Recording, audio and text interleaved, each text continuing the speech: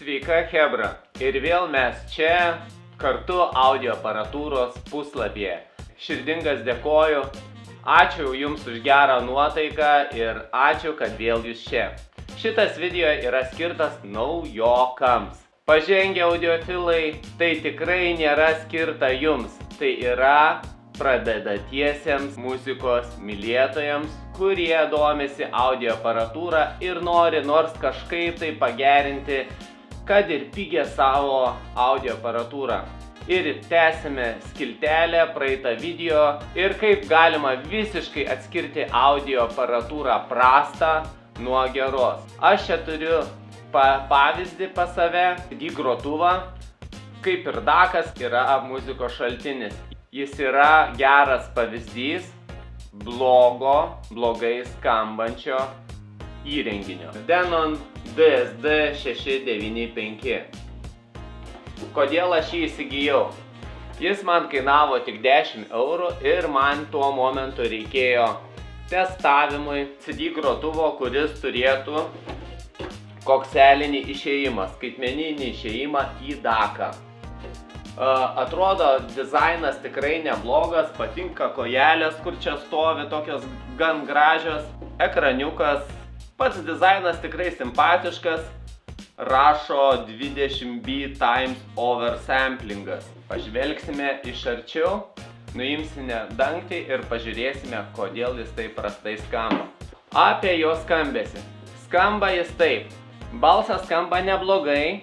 Toks jausmas, kaip visi dainininkai būtų surikiuoti į vieną karišką liniją ir balsas skamba vienoje linijoje.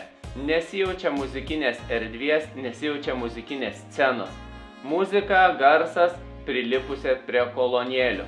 Išsiaiškinkime, kodėl jis taip blogai skamba. Buvo įsigytas turguje, giliai nesvarstant apie jo galimybės, todėl kad kainavo tik 10 eurų. Pirma, kodėl galėtų prastai skambėti? Vienas iš faktorių. Išėjimai RCA aliuminiai.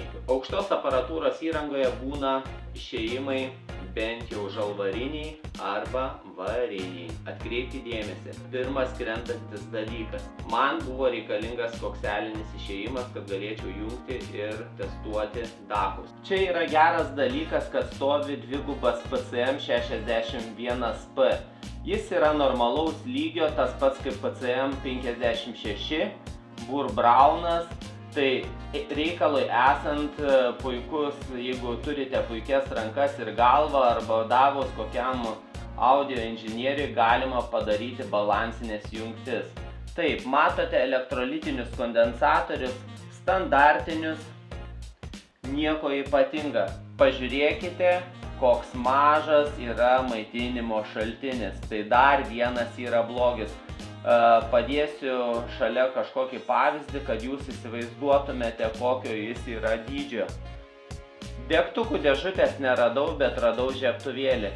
Ir pagal žiebtuvėlio dydį matote ir galite įsivaizduoti, koks jis yra niekinis.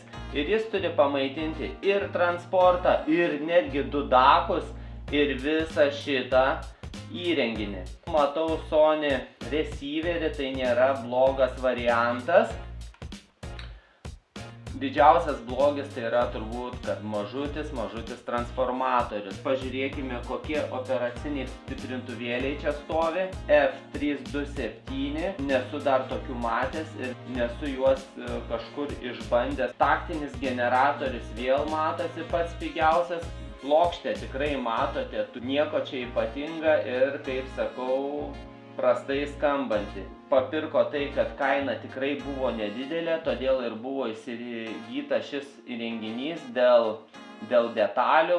Galvojau, panaudosiu bent dėžę panaudosiu.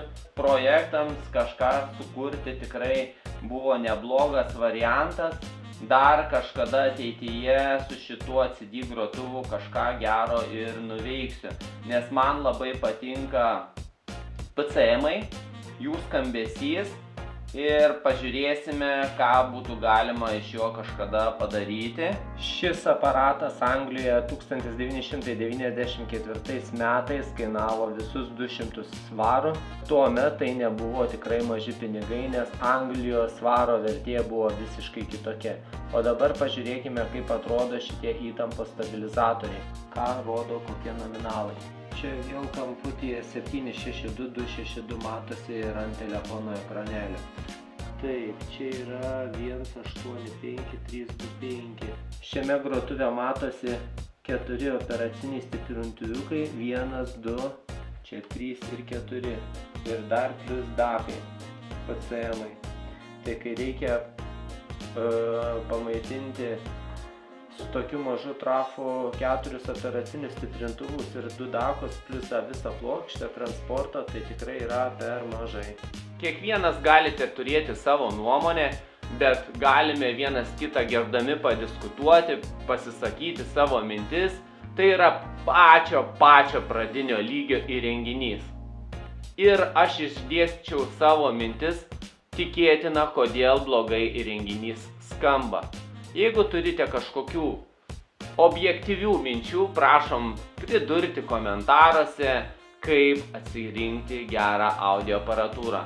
Šį CD grotuvą, tikiu, jeigu užmodinus, jis skambėtų puikiai.